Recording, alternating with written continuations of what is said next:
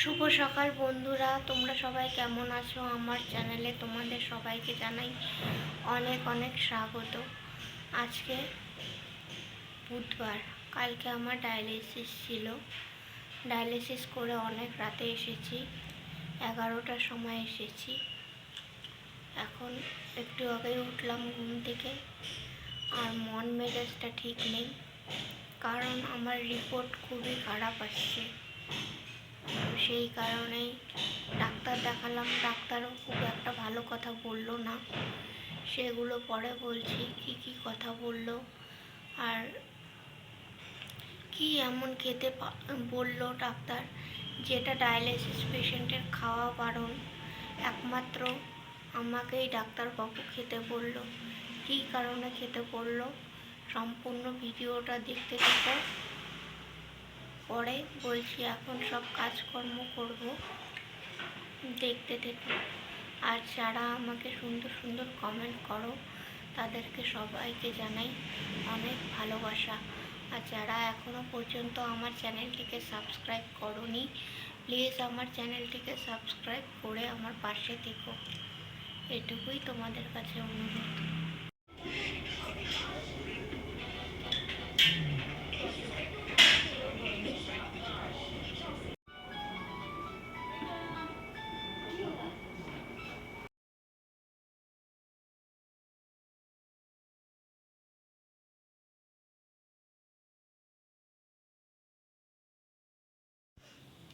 নমস্কার, আমি ইপ্সিতা। আমি কিছু কথা বলার জন্য আসলাম। আগেই তো বললাম যে আমার রিপোর্ট ভালো নেই, হিমোগ্লোবিন কম আছে, পটাশিয়াম হাই আছে, ক্রিয়েটিনিনটাও একটু বেশি। সেই কারণে ডাক্তার দেখাতে বললো। আবার আমার তো কিডনি একদম 90%ই খারাপ, বাকি যে 10%টা ঠিক আছে, ওটা মাত্র ডায়ালিসিসের মাধ্যমেই কিডনিটা এখনো ঠিক রয়েছে। অনেকে ভাবে যে ডায়ালিসিস পেশেন্ট কী করে বেঁচে থাকে। একমাত্র ডায়ালিসিসের মাধ্যমেই একজন কিডনি পেশেন্ট বা ডায়ালিসিস পেশেন্ট বেঁচে থাকে। তো আমি এগুলো আজকে বলবো না, সম্পূর্ণ অন্য একটা কথা বলবো। ডায়ালিসিস পেশেন্টদের কী দুর্ভোগ পোহাতে হয় সেগুলোই তোমাদেরকে বলবো। প্রথমত, আমার কিন্তু মা বাবা কেউই বেঁচে নেই। আমার হাজব্যান্ডেরও মা বাবা কেউই বেঁচে নেই। আমার হাজব্যান্ডের মা বাবা আমার বিয়ের আগেই মারা গেছেন, আর আমার বাবা অনেক বছর আগেই মারা যান। আর মা 5 বছর হলো, বিয়ের পরেই আমার মা মারা যান। তো কী কারণে মারা গেছে সেগুলো অন্য একদিন বলবো। দেখো, আমি তো অনেক দিন ধরেই অসুস্থ, প্রায় 7 বছর হলো, বিয়ের পরের থেকেই অসুস্থ। তো একমাত্র আমার হাজব্যান্ডই আমাকে দেখে রাখে। কিন্তু পারিপার্শ্বিক লোকজন এত বাজে বাজে কথা বলে, সেগুলো মেনে নিতে খুবই অসুবিধা হয়। তাও আবার আমি পেশেন্ট আমার সামনেই বলে। হয়তো তোমাদের বলবে যে কান দিও না, কিন্তু সেগুলো শুনলে নিজেদের আর মন মেজাজ ঠিক থাকে না, যার কারণে বাড়িতে অশান্তি লেগে যাচ্ছে আমাদের। হয়তো ভাবো যে আমরা দুজন মানুষ থাকি, অসুস্থ আছি, কিন্তু ভালোইভাবে সংসার করি, কিন্তু সেরকম কিন্তু না। আমাদের প্রায়ই সংসারে অশান্তি হয়, বিভিন্ন কারণে অশান্তি হয়। 1 নম্বর, টাকা পয়সার তো অভাব রয়েইছে, যার কারণে এত বড় ট্রিটমেন্ট চালানো একার পক্ষে করা খুবই অসম্ভব। আর যেহেতু আমি এখন বর্তমানে টাকা দিয়ে করছি, আগে স্বাস্থ্যসাথী কার্ডে করতাম, কিন্তু এখানকার পরিষেবা এতই খারাপ ছিল, আমাকে ঘুরপথে অনেক টাকা খরচ করানো হয়েছে, যেই কারণে এখন বাধ্য হয়ে অন্য একটা হসপিটালে ডায়ালিসিস করছি। অনেক লোক অনেক ধরনের কথাই বলে, যার কারণে আমার মাথা গরম হয়ে যায়। আর বুঝতেই পারছো যে আমি অনেক দিন ধরেই অসুস্থ, বিয়ের পরের থেকেই অসুস্থ। বিয়ের কিছুদিন যাওয়ার পরের থেকেই 3টা বড় অপারেশন হয়।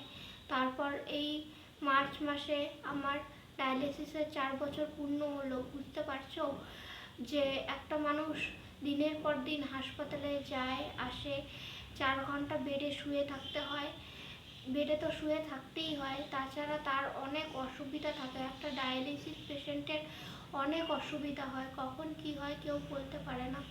যেমন কিছুদিন আগেই আমি ভর্তি হলাম, তার উপর লোকের এত বাজে বাজে মন্তব্য আর সহ্য করতে পারছি না। কেউ বলছে যে এই পেশেন্টকে বাঁচিয়ে রেখে কী লাভ। আমার হাজব্যান্ডকে বলে, অনেক সময় আমার সামনেও বলে, তোর আর আয়ু আর কয়দিন, তুই বেঁচে থেকে কী হবে, তুই তো একটা আধমরা, এসব কথা বলে। তারপর বলে হচ্ছে, তুমি আমার হাজব্যান্ডকে বলে, এটা আমার মানে আমার সামনে বলেনি, হাজব্যান্ডকে বলেছে যে তুমি আর একটা বিয়ে করে নাও, এই পেশেন্টকে ট্রিটমেন্ট করে কি হবে, এ তো বেশি দিন বাঁচবেই না, এইসব বলে। তারপর আরও বলে যে এ তো বারে বারে অসুস্থ হয়, একে রক্ত দিতে হয়, এর পিছনে এত খরচ করে কি লাভ, বেকার বেকার খরচ করছো, এই সব নানা ধরনের বাজে মন্তব্য আমাদের শুনতে হয়।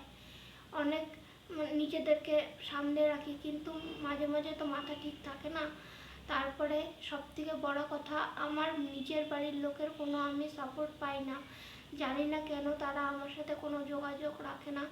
যখন মা বেঁচে ছিল বা মা মারা যাওয়ার আগেও তাদের সাথে যোগাযোগ ছিল, কিন্তু মা মারা যাওয়ার পরের থেকে তারা আমার সাথে কোনো যোগাযোগ রাখে না, যদি আমাকে কোনো টাকা পয়সা দিয়ে সাহায্য করতে হয় তার জন্য। আমার যদি বাপের বাড়ির সাপোর্ট থাকতো তাহলে তো আমি হয়তো কেউ এসে থাকলো আমার কাছে। আমার অনেক আত্মীয় স্বজন আছে, দিদি আছে, বোন আছে, মাসি পিসি মামা মামি সবাই আছে। কেউ এসে যদি থাকতো, টাকা দিয়ে না হলেও দেহ দিয়েও বা এমনি মনের জোর যদি দিত, তাহলেও এত হয়তো কথা শুনতে হতো না আমাকে। শ্বশুরবাড়ির লোকজন ভালো, কিন্তু মাঝে মাঝে ওরা তো কি বলবো, আমার দিকটা তো অত দেখবে না, আমার হাজব্যান্ডের দিকটা দেখে।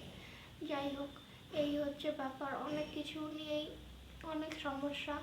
মন মেজাজ ঠিক নেই দেখে হয়তো বোঝা যায় না, আমাকে দেখে মনে হয় যে আমি হাসি খুশি, কিন্তু এমনটা কিন্তু না। আমার মনের ভিতরেও অনেক জ্বালা যন্ত্রণা, অনেক ক্ষোভ আছে। আমি জীবনে কিছু করতে পারিনি।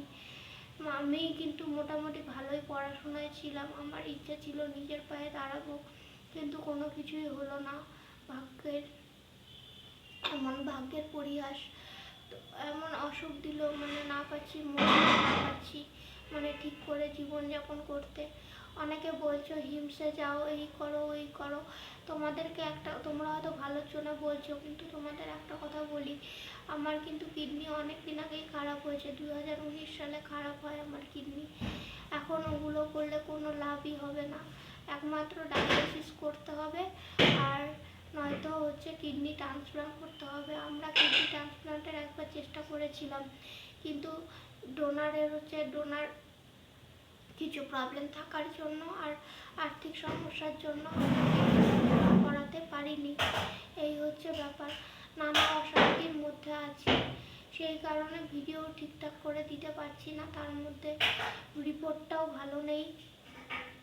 অনেক কারণ আছে, সব কিছু তো বলা সম্ভব না। শুধু এটুকুই বলবো যে যারা আমার চ্যানেলটিকে এখনো পর্যন্ত সাবস্ক্রাইব করোনি, প্লিজ আমার চ্যানেলটিকে সাবস্ক্রাইব করে আমার পাশে দেখো। অনেকের চ্যানেলেই তো তোমরা সাবস্ক্রাইব করো, হয়তো আমি দেখতে সুন্দর না, গরিব অসুস্থ, তাই হয়তো সাবস্ক্রাইব করো না, পাশে থাকো না, কিন্তু তোমাদেরকে হাত জোর করে অনুরোধ করছি একটু পাশে দেখো আমার। আজকের মতো ভিডিও এটুকুই। আর আমার প্রেসক্রিপশানগুলো দিয়ে দিচ্ছি, অনেকে হয়তো বিশ্বাসও করো না যে আমার দুটো কিডনি খারাপ, কিন্তু আমি আজকে প্রেসক্রিপশান আর রিপোর্টটা দিয়ে দিচ্ছি, তাহলেই বুঝতে পারবে।